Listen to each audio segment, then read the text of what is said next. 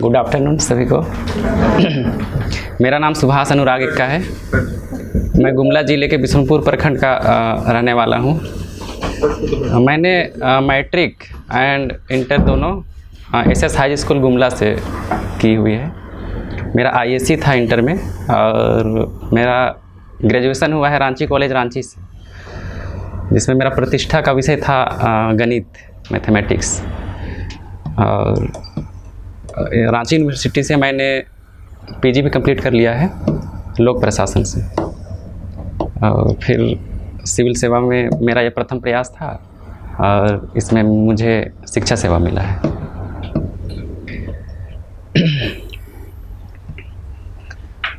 तो आप में से अगर मुझे कुछ पूछना है मुझसे तो फिर पूछ सकते हैं। पहले से ही पढ़ा होता है या कुछ नहीं भी जानते तो उसको कैसे जानते, ये सारा पहले से जानते हो?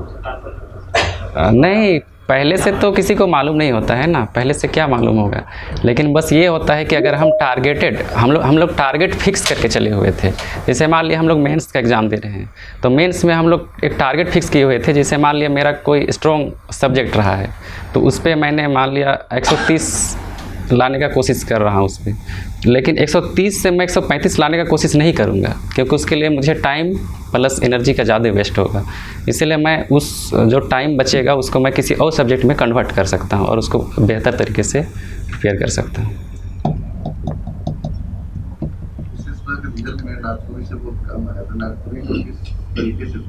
नागपुरी मैंने कहीं कोचिंग नहीं की थी नागपुरी की। वो बाज़ार से जो नोट्स मिलते हैं तो वही उठा के खुद से एकदम शॉर्ट नोट्स बना के बस उसी का रिवीजन करते रहा और फिर हो गया।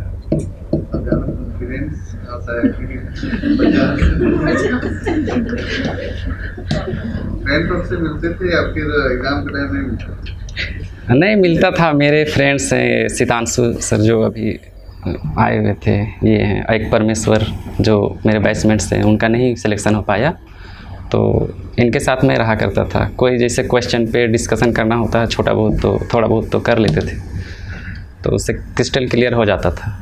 प्लस सर यहाँ जो सर हमारे जो फैकल्टी हैं यहाँ के कैटलिस्ट के, बहुत सहयोगात्मक रवैया रहा है इनका, बहुत ही ज़्यादा, विशेषकर विशाल सर का। उनके पास हम लोग तो मेंस के बाद भी आके बैठे रहते थे 3-3 घंटा 4-4 घंटा, कभी कभी तो 8-8 घंटा 9-9 घंटा। जैसे आप हॉस्टल में रहते हैं, हॉस्टल में बहुत सारे लोग स्टूडेंट भी रहते हैं, तो आप अपना को कैसे कमरे में बंद करते हैं? नहीं, वो खुद का एक होता है कि हम माहौल कैसे क्रिएट करें खुद के लिए। अगर हम ठान ले कि मुझे टाइम देना है किसी पे, अगर कुछ करना है तो अपना तो टाइम निकालना ही होगा। वहाँ लाइब्रेरी का सुविधा है, मैं वहीं जाके पढ़ा करता था।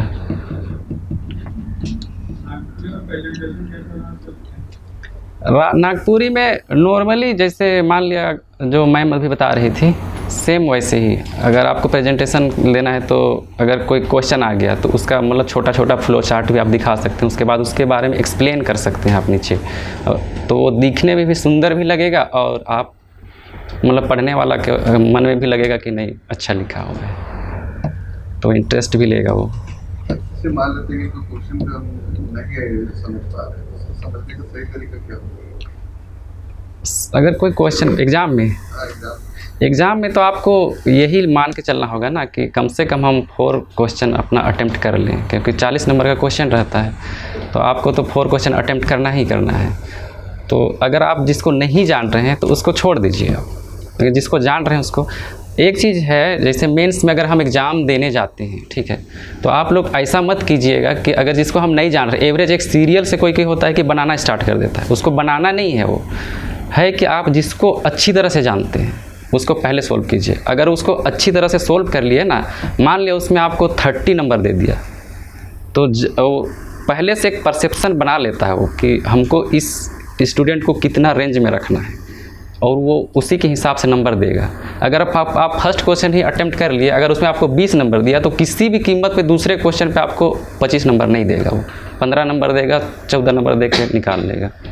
तो आप लोग ये ध्यान रखिएगा कि अगर आपको अटेम्प्ट करना है क्वेश्चन तो उसी को अटेम्प्ट कीजिएगा पहले जिसमें आप कंफर्टेबल हो।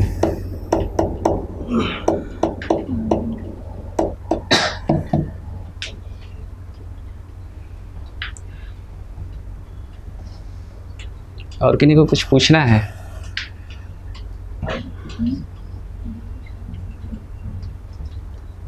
और पीटी के लिए आप लोग बेसिकली यही कीजिएगा कि जैसे आप लोग स्टार्ट करते हैं तो आपका जो अच्छा लगता है, आपको जो सब्जेक्ट अच्छा लगता है बस उसको पहले उठाइए, धीरे धीरे आदत डालिए और पढ़ने का आदत आपका आदी हो जाइएगा। उसके बाद में फिर करंट इशू जो भी चलता है पेपर पढ़ते रहिए और कोरिलेट करते रहिए। जैसे मान लिया कोई टॉपिक है तो उससे रिलेटेड अगर कोई इशू आता है तो आप वहाँ नोटिंग कर सकते हैं। और सर लोग जो भी यहाँ पढ़ाते हैं क्लासेस में तो आप ऐसे बैठे मत रहिए। अगर आप वो लेक्चर दे रहे हैं ना तो कोई ना कोई पॉइंट को अगर बोल रहे हैं तो उसका आप साइड में नोटिंग करते रहिए। और बेसिकली आपका ये है कि आप उसको कम से कम छोटा सा एक क्या कहें फ्लो चार्ट बना लीजिए। फिर सर अगर लिखाते हैं तो एक्सप्लेन करेंगे ही उसे, तो आपके मन में एक वो छपा हुआ छप जाता है फ्लो चार्ट कि क्यों ऐसे हुआ, क्या हुआ। आप एक बार देखिएगा तो आपको नीचे का पूरा समझ में आ जाएगा। अगर नहीं समझ में आया तो आप पढ़ लीजिए नीचे।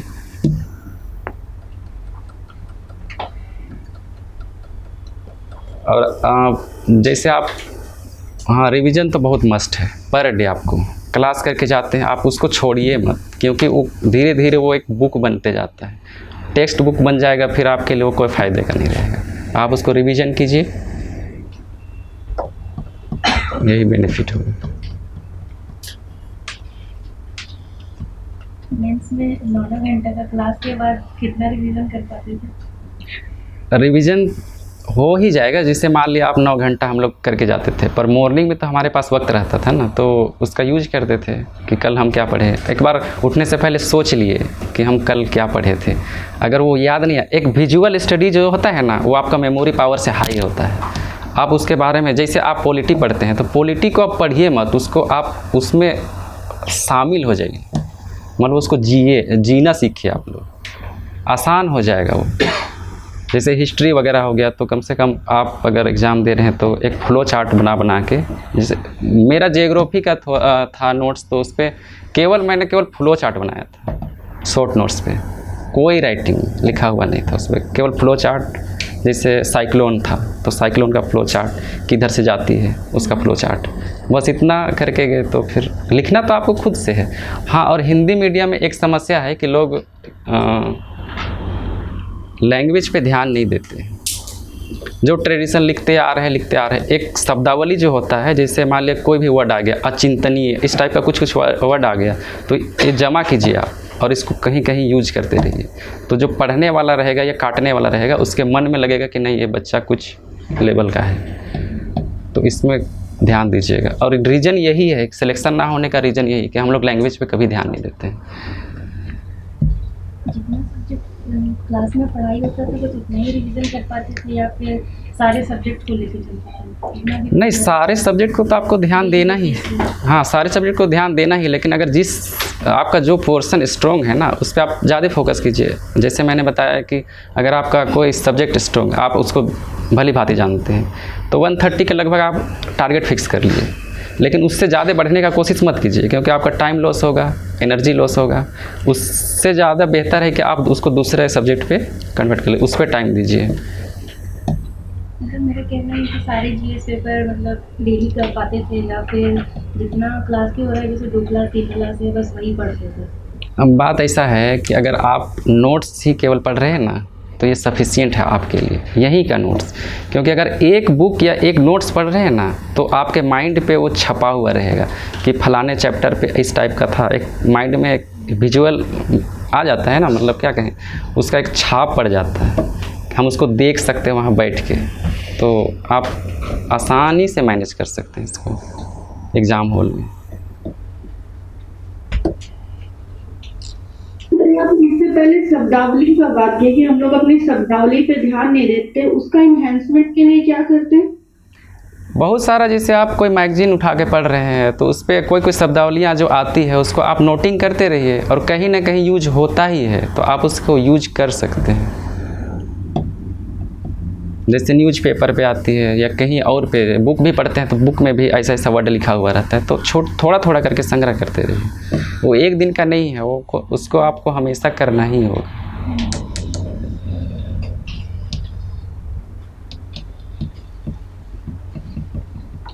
और कुछ क्वेरीज हैं किसी की?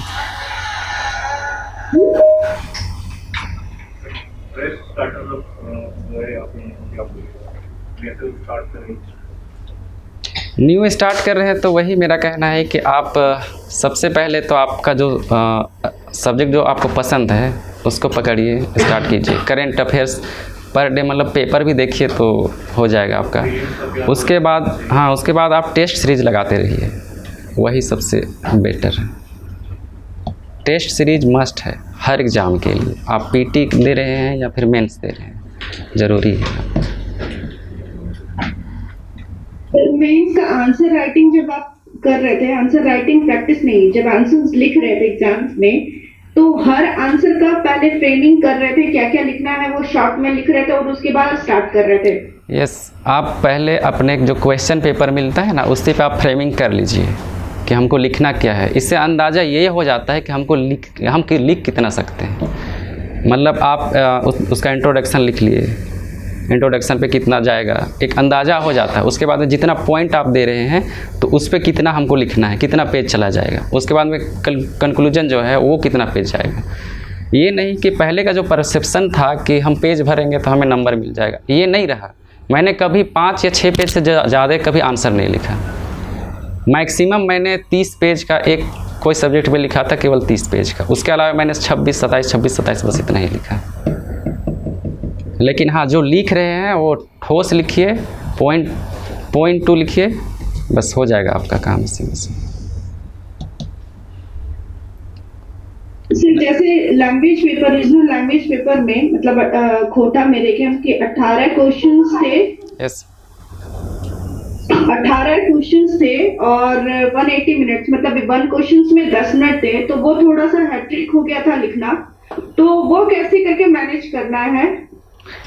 देखिए, अगर ऐसा क्वेश्चन आता है तो सबके लिए सेम ही होगा। आपके स्ट्रेंथ पे डिपेंड करता है कि आप इसको मैनेज कैसे करते हैं। अगर आप में लिखने मतलब लिख अगर आप प्रैक्टिस किए हैं तो आप लिख ही पाइएगा उससे। और ज़रूरी नहीं है कि हम किसी क्वेश्चन को उससे ज़्यादा नंबर दे रहे हैं। जैसे यहाँ सर हमेशा बताया करते थे कि 40 नंबर का क्वेश्चन है तो 40 मिनट 10 नंबर का क्वेश्चन है तो 10 मिनट, उससे ज़्यादा आपको कभी देना नहीं है, भले ही वो आपका छूट रहा हो या कुछ भी कर रहा हो। क्योंकि उसके अगर आप उससे कितनों बेहतर लिख लीजिएगा, आपको उससे ज़्यादा मार्क्स मिलने वाला नहीं है। सो आप अगला क्वेश्चन अटेम्प्ट करके उससे कंप्लीट कीजिएगा। सर जीएस पेपर में ये इशू नहीं हुआ, लेकिन रीजनल पेपर में थोड़ा सा हैट्रिक लग रहा था। क्या बोले आप? सर जीएस पेपर में ये इशू नहीं हो रहा था, टाइम मैनेजमेंट अच्छे से हो जा रहा था, लेकिन जो रीजनल सब्जेक्ट था ना, रीजनल पेपर, उसमें थोड़ा टाइम का मैनेजमेंट का इशू लग रहा था। हाँ, शुरू में तो आपको लगेगा, क्योंकि किसी के लिए नया होता है ये सब्जेक्ट, तो उस पर लैंग्वेज प्रॉब्लम आती है। लेकिन आपको प्रैक्टिस तो करनी होगी ना, तभी हो सकता है, नहीं तो इम्पॉसिबल है।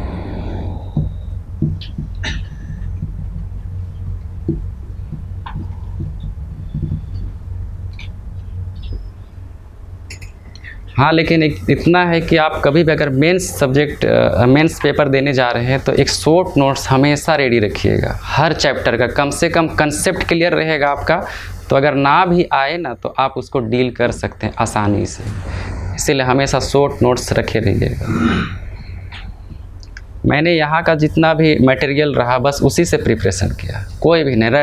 पीटी का रैंडमली कोई बुक उठा लीजिए, पीटी के लिए झारखंड का कोई बुक उठा लीजिए, उसके बाद में आप टेस्ट सीरीज लगाइए, कोई भी बुक पढ़िए, उस पे तो क्लियर किया हुआ है कि फलाने टॉपिक से फलाने सब्जेक्ट से कितना नंबर का आएगा। तो आप इससे आसानी से मैनेज कर सकते हैं। आपको जो आसानी लगे आप कैलकुलेट कर लीजिए कि लगभग अगर मैंने इतना पोर्शन कंप्लीट कर लिया तो कितना मार्क्स आ सकता है, तो आप ऐसा करके आसानी से मैनेज कर सकते हैं।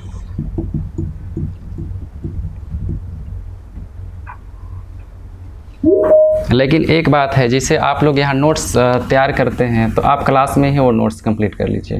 फ्लो चार्ट वगैरह आपको दोबारा उसे बनाने की ज़रूरत नहीं पड़नी चाहिए। रिवीजन करिए, आप जितना टाइम बचता है रिवीजन कीजिए। आप लोग रिवीजन कीजिएगा तो आपको ज़्यादा बेनिफिट होगा, ना कि आपको नोट्स बनाने से कुछ ना होता है। बनाना ही है तो शॉर्ट नोट्स बना लीजिए बस, उसके अलावा कुछ नहीं। उससे ज़्यादा है कि उससे अच्छा है कि आप प्रैक्टिस कीजिए, क्वेश्चन आंसर का प्रैक्टिस करते रहिए। और यहाँ का जो क्वेश्चन रहता है वो बहुत अच्छा रहता है। उस लेवल का ही रहता है। अगर केवल आप क्वेश्चन प्रैक्टिस करके भी चले जाते हैं ना, तो आप अटेम्प्ट कर लीजिएगा और अच्छा लिख के आ जाइएगा। हम लोग का लास्ट में था ये इकोनॉमिक्स। जब इकोनॉमिक्स था तो उसका केवल मैराथन हुआ था, टाइम ही नहीं था। लेकिन सर यहाँ से जो क्वेश्चन मिला हुआ था टोटल लगभग एक वहाँ से रिलेटेड था क्वेश्चन। यहाँ का जो टेस्ट सीरीज़ था उसी से रिलेटेड था। और सर का जो डिस्कशन लास्ट में हुआ, मैंने केवल वही पढ़ के गया था इकोनॉमिक्स में। जैसे एसडीजी का था, एसडीजी सर पढ़ाए हुए थे। मेरा तबीयत ख़राब था तो मैं शायद क्लास भी नहीं कर पाया था, लेकिन डिस्कशन के टाइम मैं यहाँ आया और सर जो डिस्कस किए बस उसको केवल पॉइंट वाइज लिख लिया। मेरा फर्स्ट क्वेश्चन वही था इकोनॉमिक्स में लिखने का, और मैं समझता हूँ कि मैं उससे बहुत बेहतर लिखा था। तो ऐसे कोई भी क्वेश्चन आता है, कोई भी पेपर हो, आप सबसे पहले उसी क्वेश्चन को अटेम्प्ट कीजिए जिसमें आप पूरी पारंगत हो।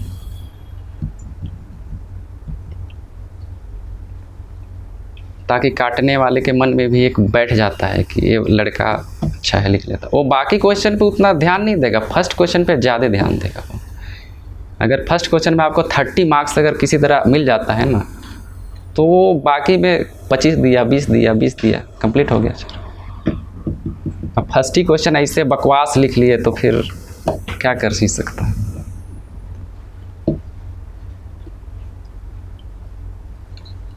प्लस यहाँ के जो टीचर्स हैं वो बहुत, इनका रवैया बहुत सहयोगात्मक है। आप लोग हेल्प ले सकते हैं जब भी आपको क्वेरी होता है, आप जाके। हाँ, लेकिन टेस्ट के लिए अगर क्वेश्चन देते हैं तो आप लिखिए, पर डे लिखिए, लिखना मस्ट है। आपका स्पीड बढ़ेगा, आपका लैंग्वेज भी इससे क्लियर हो जाएगा, सुधरेगा आपका। तो आप लिखने का आदत डालिए, क्योंकि वहाँ लिखना ही है, वहाँ हम बोल नहीं सकते, या फिर वहाँ ऑब्जेक्टिव नहीं है कि हम, मतलब उतना ऑब्जेक्टिव नहीं है कि हम उसको कह सकते हैं। हमको बोल के लिख के बताना है उन्हें कि मैं क्या लिख सकता हूँ क्या नहीं। ये नहीं कि आप अगर लिख ही रहे हैं ना, तो आप एक कंटिन्यूटी में लिखिए। ज़रूरी नहीं कि पहले कोई और पॉइंट लिख दिए, फिर पेज नहीं भर रहा है तो फिर शुरू कर दिए, तो ये नहीं होना चाहिए। 5 पेज गया काफ़ी है आपका, अच्छी तरह से लिखे हैं, आप संतुष्ट रहिए। नहीं तो फिर 4 पेज गया, अरे इतना कम हो गया, फिर से स्टार्ट कर दिया लिखना, तो ये नहीं होना चाहिए। हाँ, लेकिन इंट्रोडक्शन एंड कंक्लूजन आप एक अच्छी तरह से लिखिएगा। पढ़ने वाला वही पढ़ेगा, बॉडी में क्या है नहीं है वो तो आप फ्लो चार्ट से दिखा दीजिएगा तो वो एक बार पलटेगा, देख लेगा। लेकिन फर्स्ट में देखेगा, वो लास्ट में ज़रूर देखेगा। तो आप लोग इसको ध्यान में रखिएगा। और किन्हीं को कुछ पूछना है? ठीक है, फिर thank you, have a good day सभी को।